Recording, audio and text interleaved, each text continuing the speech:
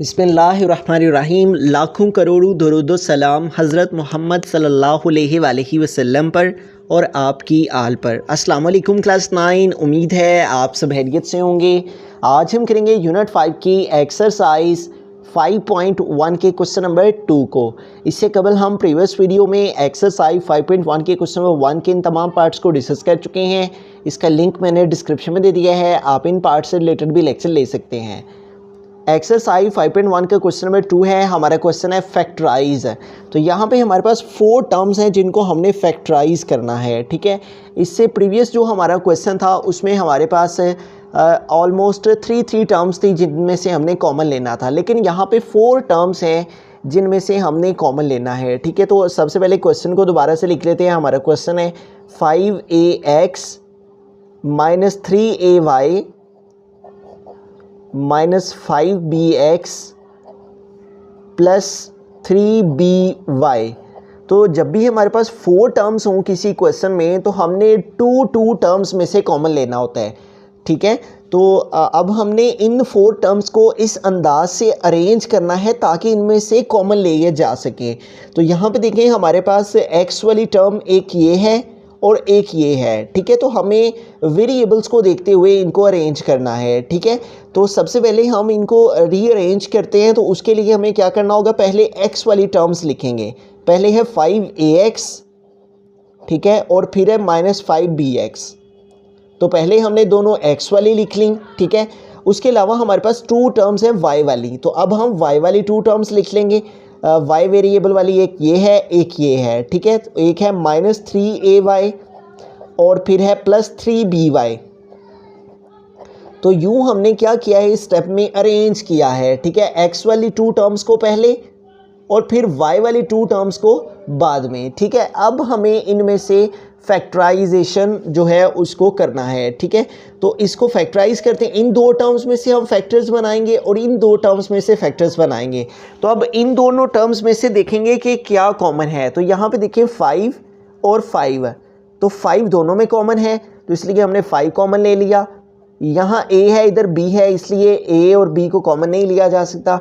और उसके बाद देखें इधर भी x है, इधर भी x है, तो यूँ हमने x कॉमन ले लिया, ठीक है। तो इधर से 5ax में से 5x कॉमन आ गया है और रिमेनिंग क्या रह गया हमारे पास, सिर्फ a, ठीक है। जो 5x था वो कॉमन आ गया, इसलिए सिर्फ और सिर्फ इस टर्म में से क्या रह गया, a। तो इधर हमने a लिख दिया। फिर है माइनस, तो आ गया माइनस। फिर है 5bx, तो हमने 5 और x ये कॉमन लिया हुआ है और रिमेनिंग सिर्फ क्या है, b। तो यहाँ पे आ जाएगा b। उसके बाद यहाँ पे देखिए तो हमारे पास 3 और 3 दोनों में कॉमन है, ठीक है। और बाहर माइनस का साइन है। अगर बाहर माइनस का साइन हो तो इसलिए हमने माइनस को भी कॉमन लेना है। उसके बाद देखें 3 और 3 दोनों में है, तो इसलिए हमने 3 को दोनों में से कॉमन लिया। फिर देखें तो हमारे पास a और इधर b है, तो ये कॉमन नहीं आ सकता। लेकिन उसके बाद देखें y और y है, ठीक है। तो y दोनों में है, इसलिए हमने y को कॉमन ले लिया। अब इधर से हमने 3 और y कॉमन लिया है, तो रिमेनिंग सिर्फ क्या है, a रह गया, तो उस a को हम इधर लिख लेंगे। अब जब माइनस कॉमन लेते हैं तो अंदर जो साइन होता है वो चेंज हो जाता है। जब भी बाहर माइनस हो और उस माइनस को कॉमन लिया जाएगा तो उसकी वजह से अंदर का साइन चेंज हो जाएगा। तो यहाँ प्लस है तो ये चेंज होके माइनस हो गया। उसके बाद 3 था वो कॉमन ले लिया हुआ है। उसके बाद y था, ये भी कॉमन ले लिया हुआ है, तो 3y इनमें से कॉमन आ गया हुआ है। रिमेनिंग इधर सिर्फ क्या है, b। तो उस b को हम यहाँ पे लिख देंगे, ठीक है। तो यूँ हमने सबसे पहले x वाली 2 टर्म्स लिखी, उनमें से 5x कॉमन लिया और रिमेनिंग ये रह गया। y वाली दोनों टर्म्स लिखी, उनमें से 3y कॉमन लिया, तो रिमेनिंग a माइनस b रह गया। अब a माइनस b हमारे पास माइनस के इस साइड पे भी a माइनस b मौजूद है और माइनस के इस साइड में भी a माइनस b मौजूद है। तो इसलिए हम a माइनस b को दोनों टर्म्स में से कॉमन ले लेंगे, ठीक है। तो a माइनस b हमने कॉमन ले लिया। जब a माइनस b कॉमन आ गया है तो इस साइड पे माइनस के इस साइड पे बाकी क्या रह गया, 5x। तो उस 5x को इधर लिख देंगे। फिर है माइनस, तो आ गया माइनस। फिर a माइनस b तो कॉमन आ गया हुआ है, a माइनस b कॉमन चला गया है, इसलिए सिर्फ क्या रह गया इस साइड पे, 3y। तो यहाँ पे आ गया 3y। और यही हमारा फाइनल आंसर है। ठीक है, तो इस सारे क्वेश्चन में हमने क्या किया है, सबसे पहले इनको अरेंज किया है, पहले एक्स वाली दोनों टर्म्स लिखी हैं, फिर वाई वाली, इन दोनों में से कॉमन लेके रिमेनिंग लिखा है, इन दोनों से कॉमन लेके रिमेनिंग लिखा है। ए माइनस बी कॉमन आ गया था दोनों टर्म्स में से। ठीक है, तो इसलिए उसको कॉमन लेके जो बाकी वैल्यू रहेगी वो लिख दी। बिस्मिल्लाहिर्रहमानिर्रहीम, सेकंड पार्ट के अंदर हम चलते हैं। हमारा क्वेश्चन है 3xy plus 2y minus 12x minus 8। तो सबसे पहला स्टेप है ये है कि हमने इनको अरेंज करना है। पहले हम x वाली टर्म्स को लिख लेते हैं। एक है हमारे पास 3xy और उसके बाद सेकंड टर्म है माइनस 12x, ये है x वाली, और उसके बाद फिर हम y वाली टर्म लिखेंगे और वो है प्लस 2y, और लास्ट पे माइनस 8 टिक देंगे। ठीक है, यूँ हमने इसे अरेंज कर लिया, पहले 3xy फिर माइनस 12x फिर 2y और फिर माइनस 8। अब पहली दो टर्म्स में से देखेंगे कि क्या कॉमन है। तो यहाँ पे देखिए हमारे पास 3 है और यहाँ पे 12 है।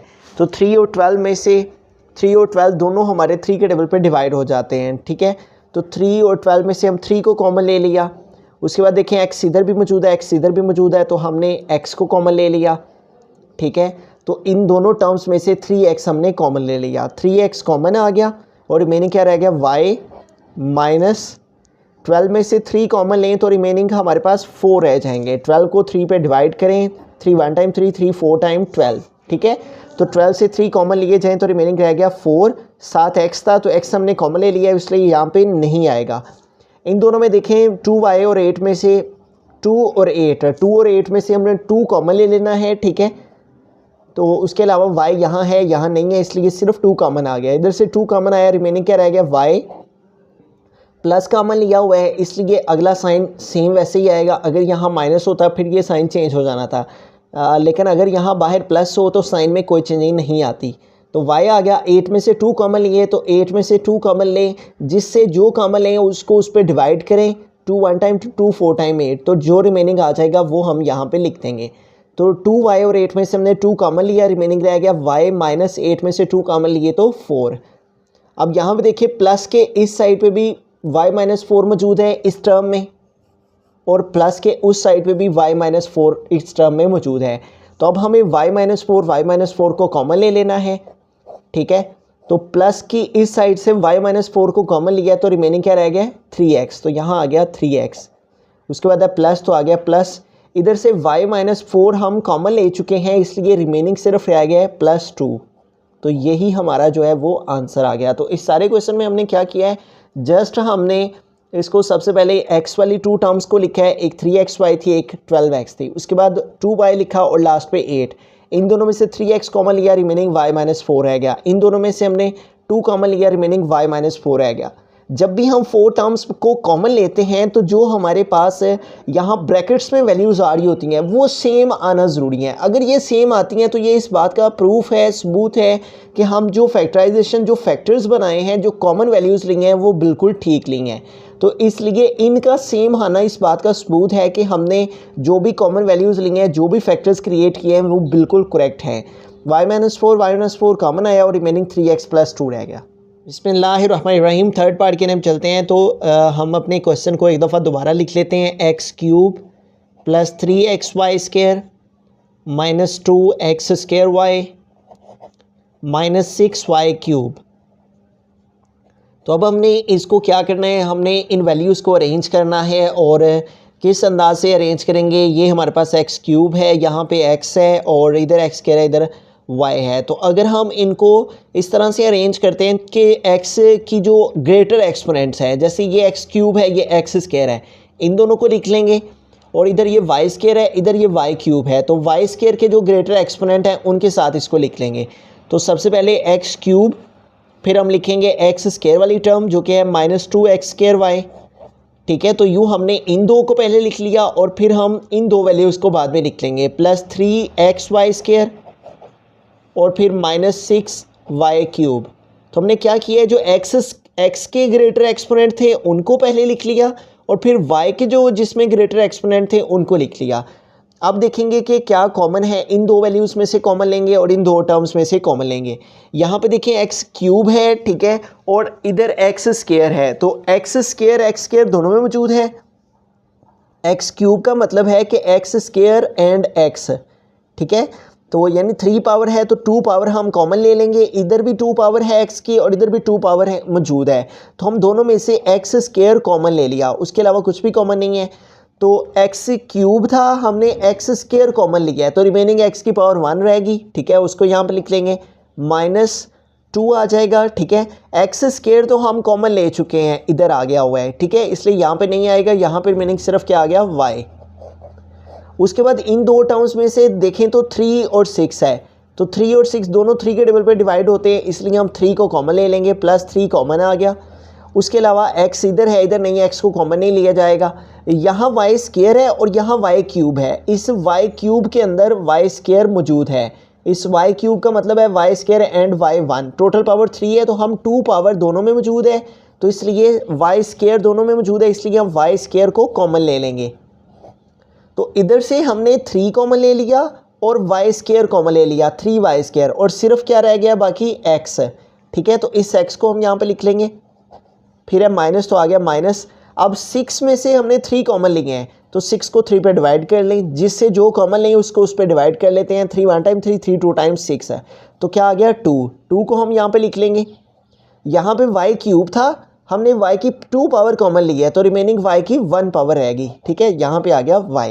तो यूँ देखें हमारे पास जो ब्रैकेट्स में वैल्यूज़ आ रही हैं, क्या वो ठीक आ रही हैं, क्या वो एक जैसी आ रही हैं? अगर वो एक जैसी आ रही हैं तो इट मीन्स कि जो हमने अरेंज किया है, जो हमने कॉमन लिया है और कॉमन लेने के बाद जो बाकी वैल्यूज़ लिखी हैं वो बिल्कुल करेक्ट हैं, ठीक है। जब भी 4 टर्म्स की फैक्टराइजेशन की जाती है तो जो 2 टर्म्स के बाद एक फैक्टर और 2 टर्म के बाद एक फैक्टर आता है, तो वो ब्रैकेट्स में जो हमारी वैल्यूज़ हैं वो सेम आना ज़रूरी हैं। अगर वो सेम आती हैं तो इट मीन्स कि हमारी फैक्टराइजेशन करेक्ट हुई है, ठीक है। अब देखें x - 2y प्लस के इस साइड पे भी मौजूद है, प्लस के इस साइड पे भी x - 2y मौजूद है, तो x - 2y हमने दोनों से कॉमन ले लिया, इधर से x - 2y इधर कॉमन आ गया, रिमेनिंग क्या रह गया, x स्क्वायर प्लस आ गया, ठीक है। इधर से तो ये इधर कॉमन आ गया है, बाकी सिर्फ क्या रह गया, 3y स्क्वायर, ठीक है। और यही हमारा जो है वो आंसर है। तो हमने क्या किया, सबसे पहले हमने x की जो ग्रेटर एक्सपोनेंट थे उन दो को लिखा अरेंज करके, फिर जो y के 2 ग्रेटर एक्सपोनेंट थे उनको लिखा, फिर इनमें से जो कॉमन लेके बाकी वैल्यू लिखी, इन दोनों में से कॉमन लेके बाकी वैल्यू लिखी, फिर x - 2y कॉमन और बाकी रह गया x + 3y स्क्वायर, तो वो यहाँ पे आ गया। बिस्मिल्लाहिर्रहमानिर्रहीम। 4th पार्ट के हम चलते हैं। हमारा क्वेश्चन है x स्क्वायर - y स्क्वायर और ये मल्टीप्लाई कर रहा है z के साथ, plus y square - z square और ये मल्टीप्लाई कर रहा है x के साथ। अब इनके फैक्टर्स तो बने हुए हैं, ठीक है, जैसे इन दो वैल्यूज़ के ये फैक्टर हैं, ठीक है, आपस में, और इन दो वैल्यूज़ के फैक्टर, लेकिन अगर हम देखें तो ब्रैकेट्स में जो वैल्यूज़ हैं उनमें से हम कॉमन नहीं ले सकते, क्योंकि यहाँ x स्क्वायर - y स्क्वायर और इधर y स्क्वायर - z स्क्वायर है। तो ऐसी सूरत में फिर हमें क्या करना होगा, सबसे पहले हम इनको मल्टीप्लाई करेंगे, ठीक है, और दूसरी फॉर्म में लेके जाएंगे। एक्स स्क्वायर को z के साथ मल्टीप्लाई करेंगे, एक्स स्क्वायर z आ गया, माइनस वाई स्क्वायर को भी z के साथ मल्टीप्लाई करेंगे तो वाई स्क्वायर z आ गया। ये दोनों टर्म्स z के साथ मल्टीप्लाई कर रही थी, इनको मल्टीप्लाई करके लिख दिया। उसके बाद है प्लस, तो यहाँ पे देखें ये Y square - z square X के साथ मल्टीप्लाई कर रहा है, तो वाई स्क्वायर को एक्स के साथ मल्टीप्लाई करेंगे तो एक्स वाई स्क्वायर आ जाएगा, एक्स को पहले लिख लेंगे, फिर है माइनस, तो प्लस माइनस माइनस, और x को z स्क्वायर से किया तो x z स्क्वायर आ गया, ठीक है। तो यूँ हमने इस z के साथ इन दोनों को मल्टीप्लाई कर दिया और इस x के साथ इन दोनों को मल्टीप्लाई कर दिया। अब हमने इनको करना है अरेंज, ठीक है। तो इनको अरेंज इस अंदाज से करेंगे कि यहाँ पे देखें हमारे पास x स्क्वायर z है और ये y स्क्वायर z है, ठीक है। लेकिन हमें पहले x वाली टर्म्स को अरेंज करना है, इन दो टर्म्स को पहले हम लिख लेंगे, x वाली टर्म्स को। आप इस x स्क्वायर z के साथ इसको भी लिख सकते हैं, ठीक है, इन दो टर्म्स को अरेंज करके, और इन दोनों को अरेंज करके भी किया जा सकता है। पहले हम x स्क्वायर z और माइनस x स्क्वायर z इन दोनों को अरेंज करेंगे, ठीक है। फर्स्ट पे इस टर्म को लिखेंगे, सेकंड पे माइनस एक्स z स्क्वायर को, और थर्ड पे हम इन दोनों में देखेंगे तो प्लस वाली पहले लिख लेते हैं और वो है एक्स वाई स्क्वायर,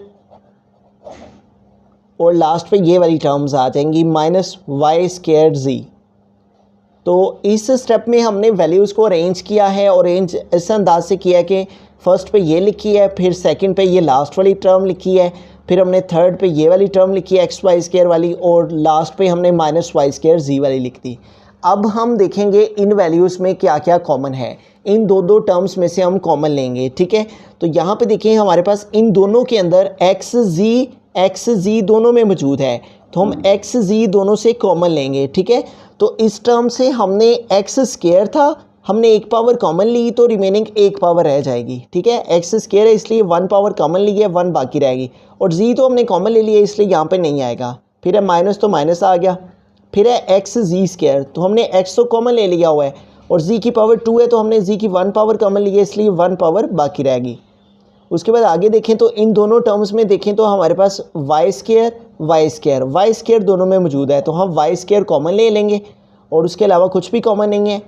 तो इन दोनों टर्म्स में से हमने वाई स्क्वायर कॉमन लिया, इधर क्या बाकी रह गया एक्स, फिर है माइनस और वाई स्क्वायर तो कॉमन ले लिया हुआ है इसलिए बाकी रह गया जी। तो यूँ देखें अगर हम इनको इस अंदाज से अरेंज करते हैं तो तब जाके जो ब्रैकेट्स में हमारे पास वैल्यूज़ हैं वो एक जैसी आती हैं। अगर ब्रैकेट्स वाली वैल्यूज़ एक जैसी नहीं आई तो इट मीन्स के फिर हमने अरेंज सही तरह से नहीं किया।